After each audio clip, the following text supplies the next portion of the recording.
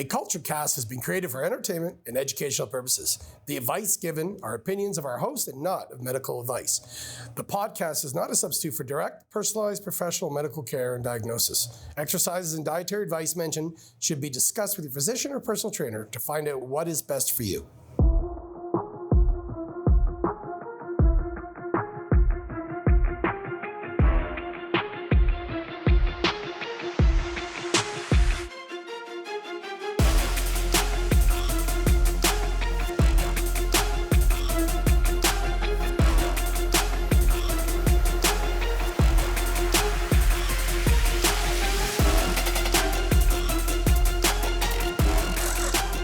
You want to get fit?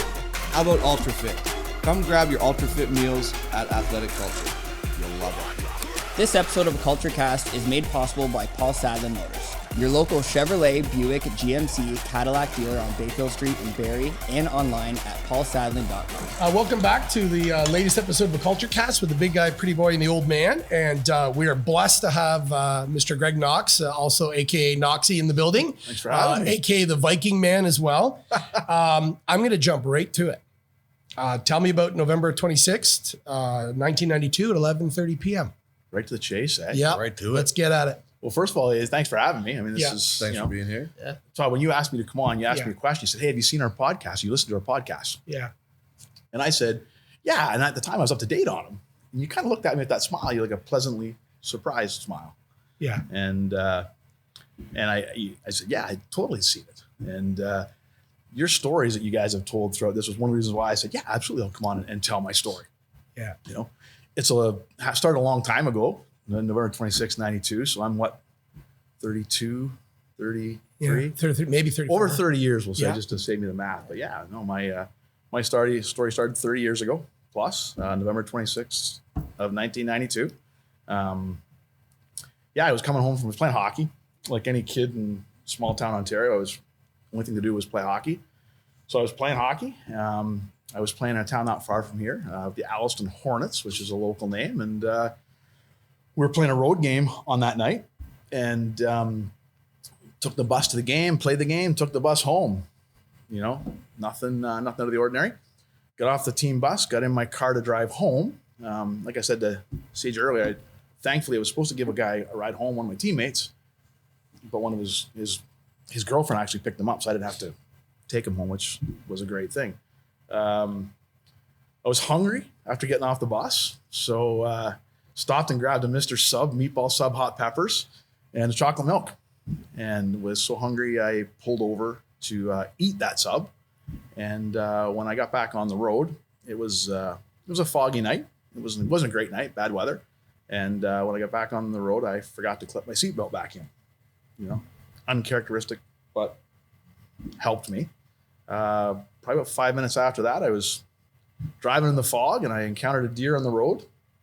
I remember it. I swerved to miss the deer. I remember seeing the culvert and went to the ditch, and that's where I lose my memory. So piecing the stuff together after that, and I showed you guys some pictures. Yeah. My car hit a culvert. I was ejected from the car. It stuck up part of the windshield in my head, and if you watch me walk, you know something's off. But I got ejected from my car.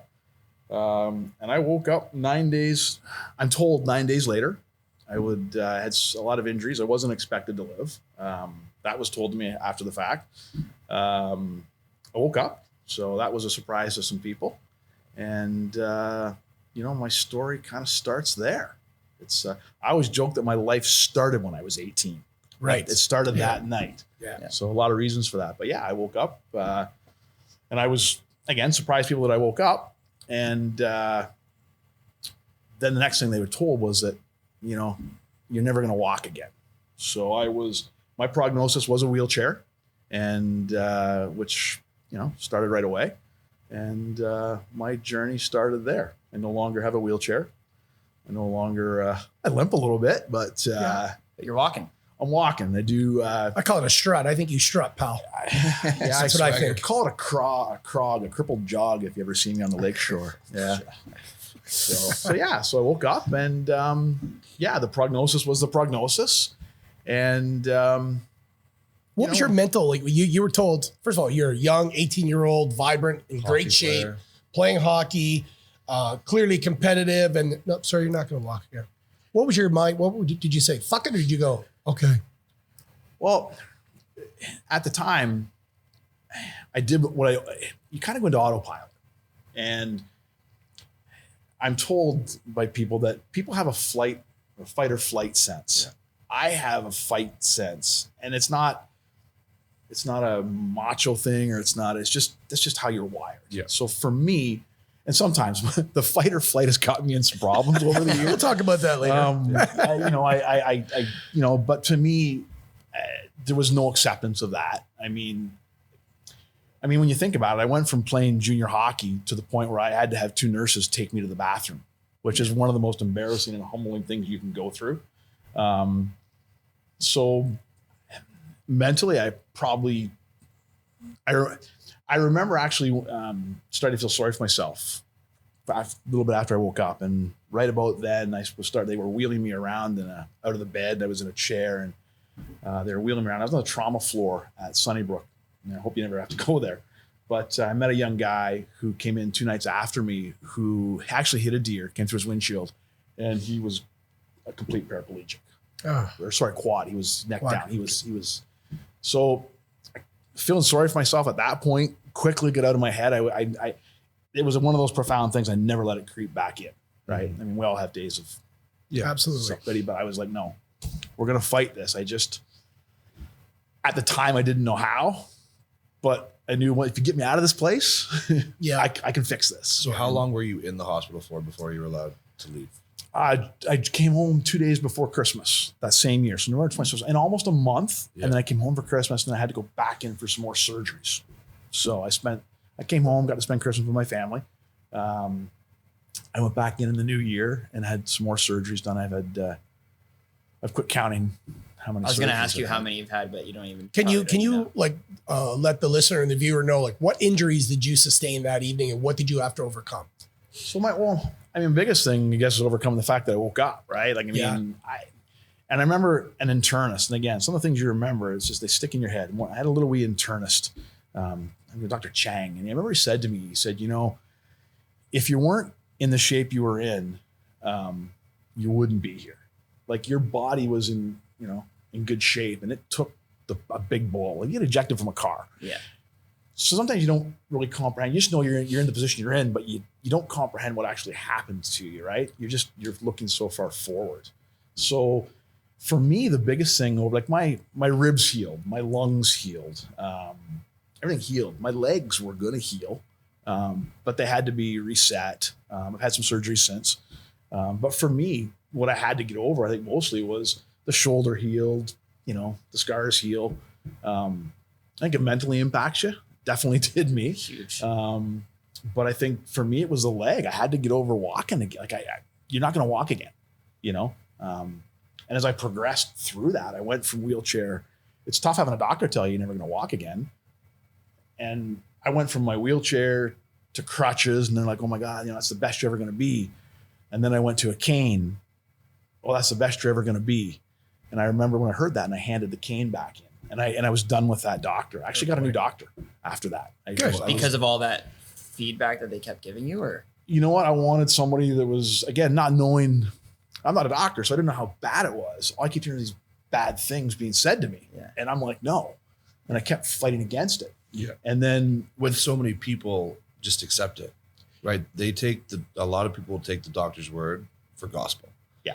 And I think it's inspiring that you were able to hear that and go, no, that's not my fate. Yeah, maybe. But for me, it was all I knew at the time. Yeah. And you have to really question doctors. Doctors are human, right? Mm-hmm. They're great at what they do. They're professionals, but they're human. Yeah. So were you looking for a doctor that was going to be more on your side, saying, hey, I think we can do this if we follow this process? Is that what you were looking for? Well, at the time I didn't know. I just needed to get fixed. I remember being referred to a pretty famous doctor here at the time, out of London, Ontario, who'd worked on some pretty high-end hockey players. So I was kind of, oh, wow, great. I get to go see him. Well, then it was 2 years to go and see him. Wow. No way. So for me, I got my parents were awesome. My mom asked a lot of questions of the doctor. She was really that one person, that asked the questions, got the answers, championed me, making sure I was okay. Yeah. But yeah, I mean, when I finally figured out I get another doctor, I actually ended up with a really neat doctor. But having said that, I mean, I just wanted somebody who was going to stop giving me the doom and gloom and give me a little, tell me there's a chance. Yeah. I've defied everything this guy has said so far. Yeah. And again, it's Stop doubting me. Yeah. Like somebody believe in me. Yeah. And I got to a doctor that said, Dr. John Cameron, I had no problem saying anything. He's very retired long now. But he looked at me and said, you give me 100% when you wake up, I'll give you 100% when you're under. And that to me was like, love it, profound. And I was like, let's get going. And I never questioned anything he said or did after that. So yeah, and what are the multiple surgeries that were done with the leg? Why are you still limping today? Like what couldn't they do and what did they do? So I had a dislocation, and I have no ligaments attached anywhere on my right side. So knee, hip, ankle? I'm in my knee. Okay. So in my knee, I had no ligaments on my knee attached. So I still live with a 3 ligament injury. My surgeon had said, I work on guys with sloppier knees that play football that have their ligaments attached. So he said, your quad strength and your hamstring strength, that's key. Keep doing that. Yeah. That was kind of got me going to the gym. Was every time I would see him or I would talk to him, be like, you have to build this muscle. And then I would have the internist in my head going, if you weren't in such great shape when you had the accident, you wouldn't be here. So subconsciously or whatnot, all that was feeding my brain like, I got to get myself back. I got to get someplace where I can do more than just the hospital rehab. I got to get into a gym. And I'd really never been to a gym before. So yeah, can you talk about that, Jim? I had to rehab that. So so I got my ankle and my knee, and I since had hip surgery, and so. Wait, did Todd just say that you had never? That's when you started working out? I started working out as I had rollerbladed and lifted some weights in my basement as a kid. But look at his physique hockey. 10 months later. Well, I was going to say, you showed me a picture of what you look like. What was it? 10 weeks after the accident? 10 months. 10 months. Sorry, 10 months after the accident. Yeah. You had never been on any kind of exercise program? No, I'd never been. Well, it was almost like small town farm boy strength, right? Yeah. You were just wide. That is crazy. Yeah. So I'll tell you something. My first day in a gym. Worked out and was still bigger than you. Yeah, true. It was, like I said, it was fight or flight. I was fighting at that point. Yeah, that's right. So I started working out at a gym. I had a good friend of mine at the time. He was working out. He was competing. You got to get to the gym. I'll help you, he said. And I knew he would. He was, we were close. And he did help me tremendously. But he got me to a gym. And I was telling Todd, the first gym I ever walked into, it will always be something very special to me. If you guys saw it today, you would be like, whoa. So you got to remember, this was 1993 now, 92 and 93. The culture of working out is not what it is today. Yeah. Gyms in Barrie, there might have been 2, right? I would joke that you would see bodybuilders, bouncers, boxers, and bikers before you'd ever see a lady in the gym. Yeah. Right. I walked in my first day in the gym was in a wheelchair. Well, friends, you didn't walk in, did you? No, I didn't walk in. No. I was going to rehab at the hospital back in the old RVH. Yeah. And up the street was a little place, and I say little, it was called Phil's Gym. Yeah. Phil ran it, and Phil probably looked at me funny the first day I come in, but immediately I knew he was kind of a quieter guy, but immediately I knew that I could get what I needed to do here. Now I was there for some different reasons, obviously, but it was so you had to go up a few stairs to get into the place. First of all, which in wheelchairs back then, accessibility wasn't even a word. No, it didn't exist. So I got up the stairs. Then you're in on the first floor. I remember very distinctly there was a cable crossover machine, and there was 3 pieces of cardio and the front desk. And then you went down this really narrow staircase into the basement, and it was low ceilings. There were squat racks down there, but it was lower ceilings. Yeah. Dungeon vibe. Very much at the time it was very primitive for what you look at today. Yeah. But back then it was as hardcore of a gym as you could get. And there was, you'd be in there any given day and it was a rougher crowd. Like you didn't see people bringing their work gear into their suits to change. Yeah. I think one guy actually went in the suit after. He was in great shape too, but he had a suit. But other than that, it was hardcore people in that gym. And I remember they would roll me dumbbells so I could lift. I would get on some of the leg extension machines and try to do a little bit extra than what I was doing at the hospital, and every step of the way, again, I wasn't part of the culture that typically would have gone to the gym at that time, but these guys Brought you in. they embraced me. They helped me. They rolled weights to me. They helped me up and down the stairs, so back then that was my first community, and it was this hardcore place. And it was a community that most communities would kind of be intimidated by because they were, tough and rough and bikers and stuff like that, right? So Yeah, there was a stigma on them for being, bikers, but yet here they are carrying you down the staircase. Yeah, there was some guys. I guess where you had bikers, boxers, bouncers, and bodybuilders. Yeah. You got to remind back in Jeff, there was in 1993. There might have been 3 guys in Barrie that looked like you, right? Right. There wasn't. I think we had 2 professional IFBB pros at the time, but that was it. Mm-hmm. I mean, there wasn't a lot of guys that were looking to get big and work in the bars back then. That was the thing. I kind of became part of that culture later, but for me, it was just about. I just wanted to walk. Yeah. Right. I wanted to skate.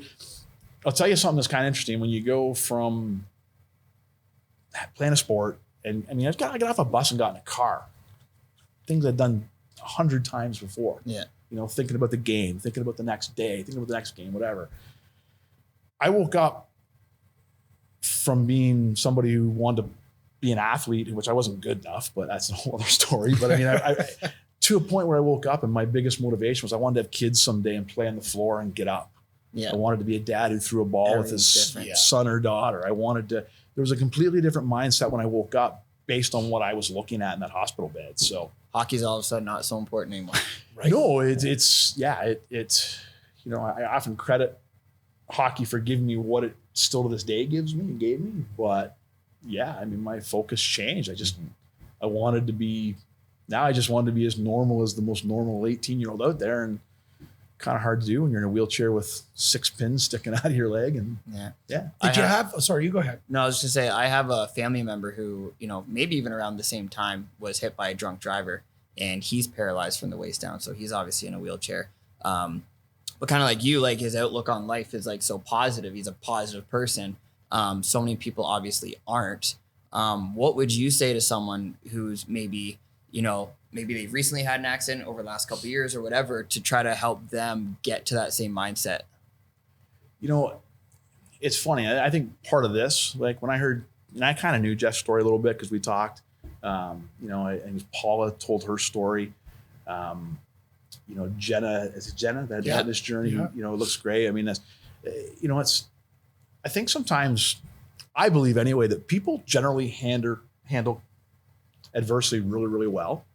I think we're programmed to do that. I think the struggle we get is that we sometimes get in our own heads. It's not the demons that get us. It's the fact that we feel like we're alone. Yeah. And that's when that creeps in. And I think to me, what I would tell somebody is, hey, I'm sorry for what happened to you. It sucks. You are not alone. Yeah. There's help. I believe you can do as much as you're willing to do up here, right? Good, bad, or indifferent, right? So I think that people. So how would you suggest overcoming the obstacles that you present yourself in your own mind? I think a lot of it is it's tough for me because I was forced into it. I had no choice. Yeah, right? you were catapulted into recovery or give up. I was fight or flight, right? Yeah. Like I watch so many people come into the facility now at Athletic Culture, and I watch you guys train with these people. And as much as I look at guys that are in shape, I draw a lot of experience, and I like to see people who've made that decision mentally and who have overcome that and are starting their journey. And they're going to be that for somebody else, right? Yeah. So I would tell people, if you've had that injury, or you've had a catastrophic accident, or you're struggling with whatever it is, adversity, get out and get with people. Mm-hmm. you know, and that's why I said to you guys what goes on in your building. I love that. I think it transcends outside the four walls, but I think get with somebody or get with people that, you know, you're not alone. And once we realize that, I think our mindset becomes different. And I think it's easier to, you know, we cut ourselves some breaks and we, you know, I think we fight a little harder knowing that we're not alone and knowing that there's somebody there that's willing to kind of help us. Yeah. So Surround yourself with the right people. Yeah. I was fortunate. I had all that. Yeah. I had every bit of that. I had parents, I had family, teammates, friends. I had all that, but you're still alone in a lot of aspects. Yeah. Well, because you have all those people there, but they don't necessarily know what it's like to be in your shoes. No. Right. So that's where I think that aloneness would factor in. Yeah. I mean, I think people look at other people that are going through adversity and they're genuine, right? They all wish you well. They don't, you know, hey, I know how you're feeling. They don't, but they want to show that empathy, right? Empathize, Yeah. I think the tough part is when you go home at night, you know, they don't come home and go to bed with you. You know, it's hard to lay down and sleep at night. You know, you're alone in your thoughts. And I think it's that point that, you know, people struggle a little bit. For sure. You know, I mean, I always tell people on my journey that I don't know that the 17-year-old Greg would have liked the 20-year-old Greg would have liked the 17-year-old Greg. Isn't that interesting? So when you're alone and you talk about that, it's like you test your limits when you're fighting adversity, right? You really do, and you're gonna get to know yourself. And there's gonna be things you find out about yourself that you don't like. Yeah. You know, there's gonna be things you'll find out that you really like. Okay, I'm okay with that. There's gonna be things that you look back on like, oh man, did I do that? Was I like that? So I think that's all part of that kind of growth and you know, getting yourself back centered in a position where you can overcome that adversity. Yeah, for sure. And when you were, so in these 30 years, you were surrounded by community, you had all the support structure that you wanted.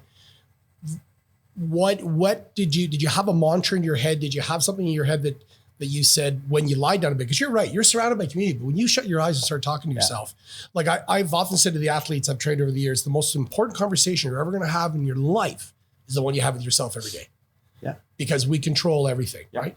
Did you have a mantra? Did you have something that you went to when it did get dark? When you did think, okay, I'm not going to get there. You know, I did. And you know, it's funny. You're always, I mean, Jeff, you might understand this. You're always, when you face adversity, you're always challenging yourself, right? You're always, it's not about the guy next to you or the girl next to you. It's about, can I do this just a little bit better, right? My mantra, and this is stuck in my head, it's on what it used to be on one of my social media profiles. And it was said to me by a buddy of mine's dad who coached me. And I'll never forget this moment. It's literally etched in my brain. Like I was playing hockey as a young guy. I couldn't be more than 10 years old. And I was in a small town. Sometimes not enough people to make up two teams. So I played with my age group and then I played with the age group above me. And when I was doing that, every week if it was Monday night practice, it was 2 practices, 2 games Friday, right? So I remember being out with the older kids and my buddy's dad was coaching the team and it was a simple drill.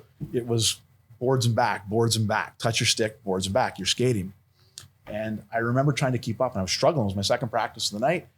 And I got to the sideboards. I'm trying to keep up with the bigger guys and I didn't touch my stick. And as I turned to come back the other way, my buddy's dad as a coach put a stick on me like this.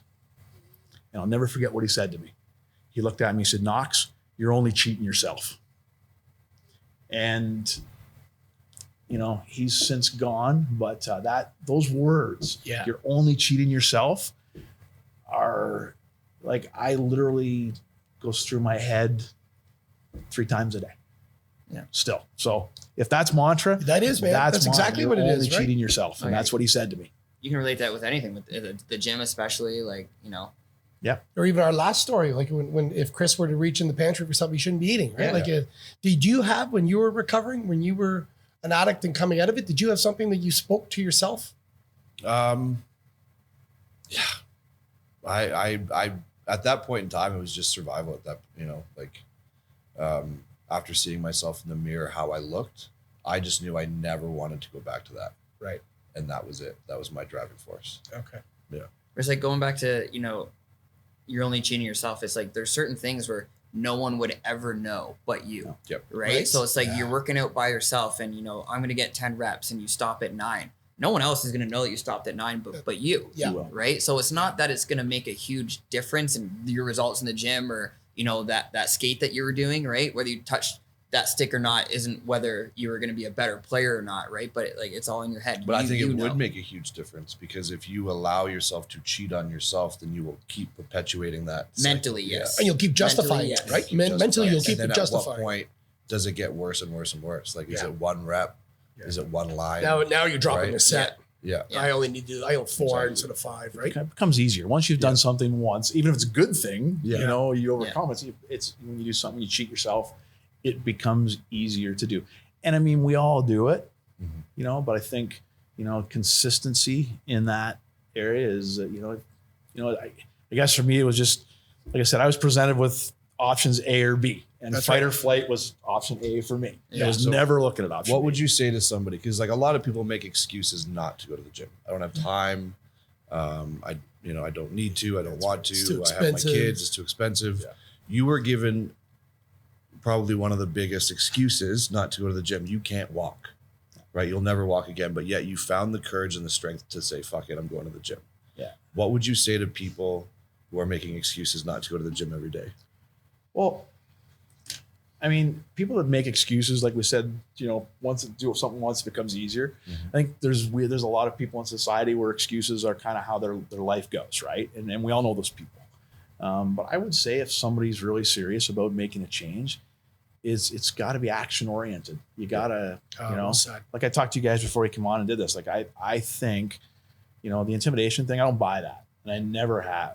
And I know that it's an excuse at athletic culture, because you walk in and you see a big industrial place. You see equipment that, I mean, there's some of the equipment I didn't even know how to use. And I've been training for 30 years, right? Yeah. So I think that I would tell anybody, if you're truly serious, don't go for a tour at athletic culture. Jump in, go see somebody. Don't base your thing off the tour. I guarantee if you spend any more than 2 or 3 days in there, you will see, you know, I said to you guys before we come on, I see something very profound when I walk into your facility. And I sometimes don't know if you guys realize it, but I think it's awesome. And I would tell people to spend a couple of days in the place. I guarantee you will find your community.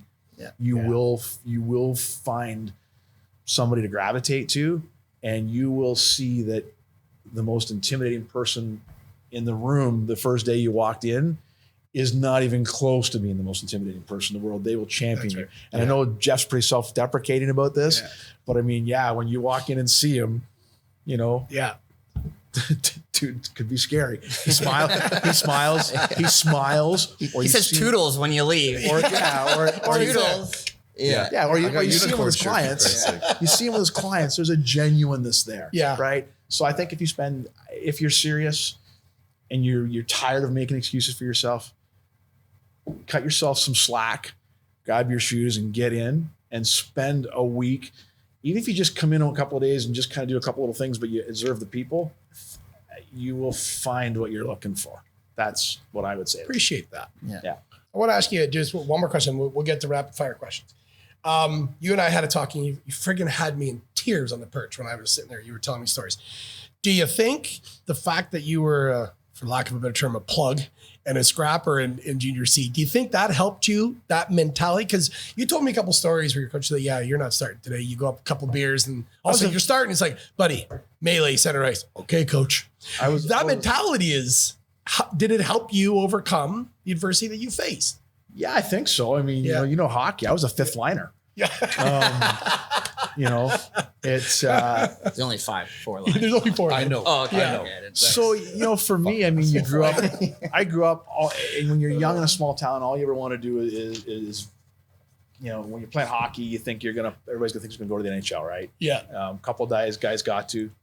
That was amazing. I wasn't good enough, but I think I was so team focused and team concept focused. I still am today in my business, right? It's all about team to me. But I think, you know, at that point I was willing. I mean, I played tier 2 the year before in Collingwood, and I was not good enough to play. Yeah. Back then there was a spot for guys like me that could go and play a couple shifts. Yeah. And nobody expected me to score, which was great. But yeah, I mean, And did you? I got a goal. Yeah, I got a goal. Okay. Yeah. Yeah, I think the most embarrassing thing now is my son, who's 11, found me on Hockey DB, which is God knows the database. Yeah. And I don't know who took the time to put my name in there. Thank you, whoever does that. But but my season of Tier 2 junior, the line stats don't read very well. I did have one goal. There you go. According to them. It's more than me. It's more than Yeah, us. I don't even remember scoring it, but apparently I got one. They said I played 34 games. I don't know that I got 34 shifts. Yeah. And I had quite a few penalty minutes. So, part of that, and again, the team concept, but it was, part of that was just what are you willing to do? And back then, before my accident, the most important thing to me was playing hockey. Yeah. And I'll sweep the floors if I get a jersey. Right. Yeah, that was my mentality. But then when I had my accident, it was like, I'll do anything To walk. to get to where I need to be. Yeah. And it went from sweeping the floors I'll do whatever it is to make a team, to now I got to do whatever it takes if I want to truly walk again. So, yeah. I love it, brother. Yeah. I Just absolutely love based it. on your accident, a lot of people see accidents as like detrimental and negative, but how did this accident positively impact you? Like what positive takeaways did you have from it and how has it changed you? So that's actually a great question. And if I could tell you one thing, you're right. It's tough. And it's from a lot of people. It was life-changing for me too. Although I limp and I am in pain a lot of the day, still, it's just, but you get used to it. So it's not a big deal to me. I became a much better person, and it forced me to kind of slow down a little bit. Right. It forced me to get to know me. And part of the things that I learned about myself was that, I kind of felt like everybody knew who I was, but I didn't really know them as well as they seemed to know me. And whether that was true or not, that was my perception. Yeah. So, I slowed down and spent more time and got to know people, got to know their stories, spent more time just, I was less rambunctious, if that's a good word. Yeah. I've been a little rambunctious the last few years, what's going on. But I became, it had helped me as much as it almost killed me. It gave me the opportunity to, I guess, become who you're supposed to be. I don't know, but That's a good way to put it. But yeah, I look at it as 100% positive, which some days it's tough. Like there I was away last week and limping down the beach, and my feet are burnt from the sand, and I'm limping like a crippled guy in the sand, but I'm walking down the sand. That's right. Walking. Yeah, that's right. What Yeah. But yeah, it's I was forced to kind of slow down, and I think it's made me a better person. Oh, absolutely. So how was that translated to you? Like, what do you instill in your kids from the lessons you've learned from that accident? My kids is funny as a parent. This. It's I have 3 dad rules, right? Work hard, have fun, be kind. As funny as that sounds, I figure as a kid, if you do that today, you can't go, 2 left of center. Yeah. Right. But one of the things, and if my 11-year-old was here with me right now, if one of you belted out, hey, you got problems, my 11-year-old like that would go, we got solutions, Dad. All right. On. And my philosophy has always been, you can gripe. We all gripe, right? But when you're done venting, let's find a solution. Where are we in the solution process? Yeah. So maybe Love it sounds a little corny, but that to me is like, We need more of it. Oh, no. you got problems, we got solutions. You're right, pal. We do. Okay. Especially in the environment, of a gym. Stop talking about problems Yeah. and let's get some solutions. Yeah. 100%. Especially in the environment of a gym where a lot of people want to be macho, right? To have that kind of mentality towards that is good. And as a trainer, have we not faced over the years? Everyone wants to talk about their problems. Okay, we got that. Yeah. You're here for solutions. Yeah, Okay, exactly. so let's move on. Let's have that mentality, right? Yeah. Let's find the solutions. Let's stop talking about the problem. Problems are back here, Yeah. right? Solutions are forward. I find you intoxicating, pal. And we're 100% going to get you back because I want to do a couple of stories that should be on Spit and Chicklets. Well, let's get to some question. What's the most embarrassing store you've been caught shopping at? Sorry, a store? The most embarrassing store you've ever been caught shopping at? None. Come on, Jeff. You've been You've to never been Stag Shop, embarrassed? no? That's not an embarrassing story. Yeah, no, it's all right. like Yeah, Le'Veon Rose. If that means I'm picking up lingerie for something. Yeah. But it was embarrassing because I think my mother-in-law came in. I'm like, well, this isn't good. This is not good. I think when my ex had our daughter, I had to go get her pads. Yep. Some type of pads. Yeah. And me and my dad, males, I've never had to do that. He sure as fuck has never had to do that. And we're walking up and down the diaper aisle. And I'm like, I'm talking out loud, hoping that someone hears me. Yeah. And the lady comes up and she goes, can I help you? And I'm like, okay, I just had a baby and she needs pads. And I figured and she goes, this is the diaper aisle. So she took me there. So I guess that would be the one. Yep, that's fair. Maybe like an embarrassing item that you're Yeah, an item instead of a store, sure. Yeah. Anything? I don't know about embarrassing. It depends on how easily you get embarrassed. Yeah, You know, true, it's too. not- like Well, I don't. true. I don't give a Own it. shit. Yeah. I was like, so like I said, I was away not too long ago. I pre-tan because with my skin color, I don't want to spend the first 3 days on the beach wondering if I'm Burnt to a crisp, yeah. It's not an embarrassing story, but I always loved the first couple of times I walked into the local tanning salon over in the it's Food Basics Plaza. Yeah. And I always love to see the look on the young girl's face behind the counter because she wonders when they're to rob her or not, right? Like, sees me coming through the door and I'm like, bed number 2, please. Yeah. Flipping my bat. So embarrassing for who, I don't know, but yeah, it's I was, yeah. You All must right. see that, the looks people give you when you're out in public and then they figure out that you're not that guy. Yeah, that you're not. Well, I but am yeah, that he guy when is. they stare a lot. And I'm just like, oh, no fucking snap. Yeah. You can look. You just don't have to stare and That's talk. there. That's Yeah. right. Oh, my God. Formal dinner. Forks from the inside out or the outside in? Fucking Setting up the this- bigger fork. Pass the steak. Yeah.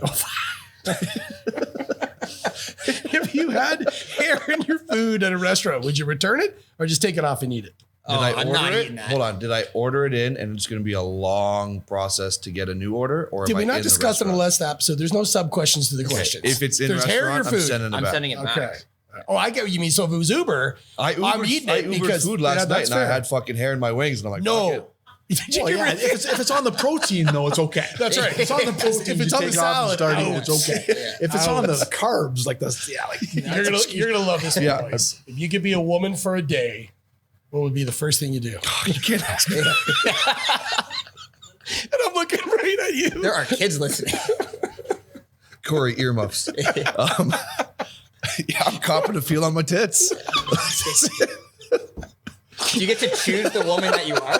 Because that's what you're doing. As a man, I play with my nipples. As a woman, I'd go to town. it was the only toy they couldn't take away from him as a kid. Right? It was, you know, That's where my here I am, send me to my room, no toys, okay. Jeff was wanting to get sent to his room, right? I see. pretty boy. What about you? Yeah, well, that's what you're doing. Do I get to choose the woman that I am? No, you're a woman. What do you? That's what I'm doing. Apparently, I'm what are you feeling myself fondling? up. Is what Jeff Fondling, was. and then I would Everything. go out in public and be like, all right, what's this like? That's right. Yeah. Okay. Holy Christ! I knew that was going to be a good one. Would you rather be the best player on the worst team or the worst player on the best team? Worst player on a best team. 100%. Yeah. It's only going to make Best you better. player on the worst team. Yeah. Yeah. See. Yeah. I don't want to win something and have nothing to do with it. You do. You're part of the You team. do. You're there, If man. you're on the Yeah. No. Dude, yeah, even the sixth buddy. man gets a ring, man. That's right, pal. Yeah, there was one guy who got traded and they won a ring. There was the Yeah, Super probably, Bowl. yeah. And he did fuck all. And he's like, I got a ring though. It's like, Yeah. ugh. No. Yeah. Pass. All right. You're wrong. What's the worst pickup line you've used or you've heard? How much does the polar bear weigh?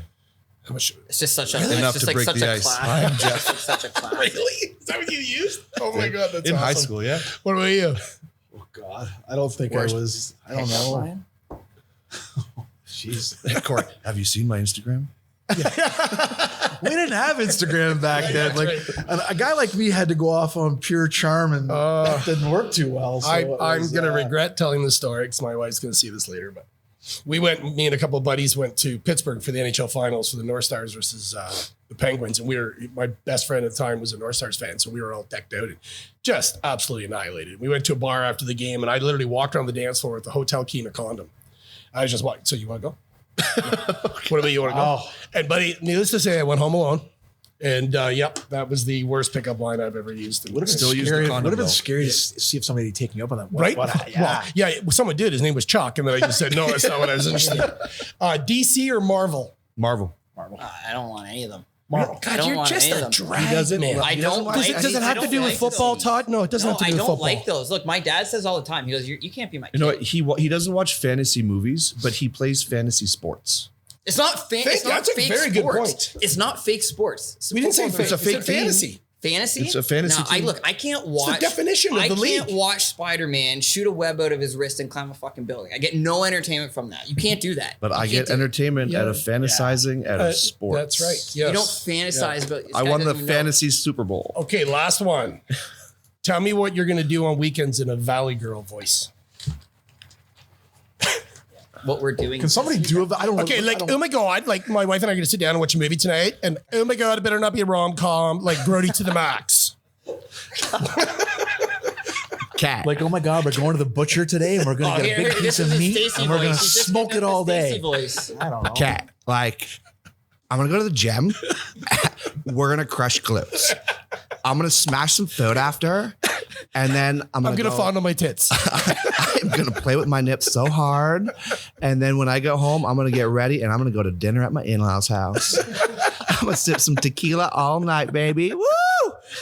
Go, girl. Okay. I can't take You shit. can't- Corey, I can't. You're not follow allowed to that go. up. What are you Can't going follow more that time? up. Come Can't on, follow Corey, that you gotta up. do it. Try. No, I can't follow Jeff's. He I can't follow sucks. that. Buddy, thank you very much. We'll definitely have you Yeah, back. thanks for having So me. many more stories to tell. Appreciate it. If you you. like this, like and subscribe on our YouTube channel.